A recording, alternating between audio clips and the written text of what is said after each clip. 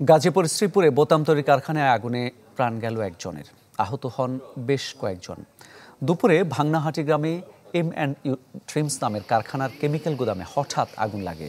মুহূর্তে বেশ কয়েকটি বিস্ফোরণের শব্দ হয়। আতঙ্কিত হয়ে কারখানার লোকজন ছোটাছুটি করেন।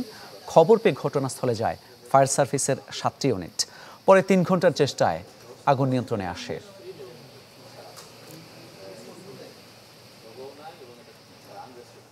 বছর শেষের খুশি নগদে হবে বেশি। নগদ পেমেন্টে নির্দিষ্ট ক্যাটাগরির কেনাকাটায় 300 টাকা পর্যন্ত ক্যাশব্যাক। এ বিষয়ে আরো খবর জানাতে গাজীপুর থেকে সরাসরি যোগ দিচ্ছেন সহকর্মী রফিকুল ইসলাম খান। রফিক। মামুন, ফায়ার সার্ভিসের প্রায় 2.5 ঘন্টার চেষ্টায় কিন্তু আগুন নিয়ন্ত্রণে এসেছে। আমি রয়েছি এই মুহূর্তে কারখানার ভেতরে। এই মুহূর্তে কিন্তু ফায়ার সার্ভিসের কর্মীরা আসলে যে কেমিক্যালের গোডাউনে আগুন লেগেছিল সেই গোডাউনটি তল্লাশি করছে, যেহেতু একজনের মৃত্যু খবর তারা নিশ্চিত করেছে এবং আরও কেউ আছে কিনা। আপনি জানেন যে দুপুর 1:30টা নাগাদ কিন্তু গাজীপুরের শ্রীপুর উপজেলায় একটি বোতাম তৈরি কারখানায় আগুনের ঘটনা ঘটে এবং আগুনটি কারখানার কেমিক্যাল গোডাউনে হওয়ায় দ্রুত কিন্তু যে সমস্ত কেমিক্যাল ভর্তি ড্রাম ছিল সেগুলো কিন্তু বিস্ফোরণ হয় এবং বিস্ফোরিত হয়ে পুরো কারখানায় আগুন ছড়িয়ে পড়ে।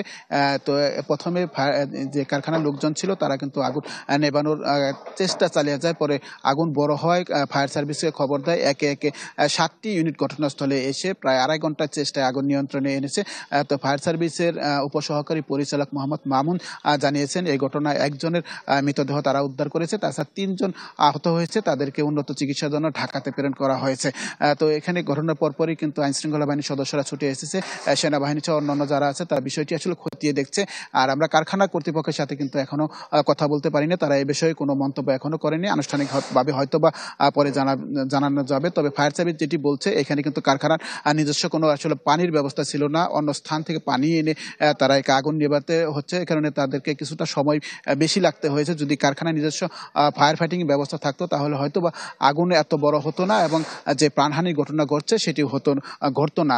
যেহেতু আসলে পানি পাশের একটি পুকুর থেকে এনে দিয়ে এখানে আগুন নেভানো হয়েছে, এই কারণে 2.5 ঘন্টা সময় লেগেছে বলে ফায়ার সার্ভিস যেটি জানিয়েছে। তো এখন পর্যন্ত এখান থেকে এই ছিল সর্বশেষ খবর।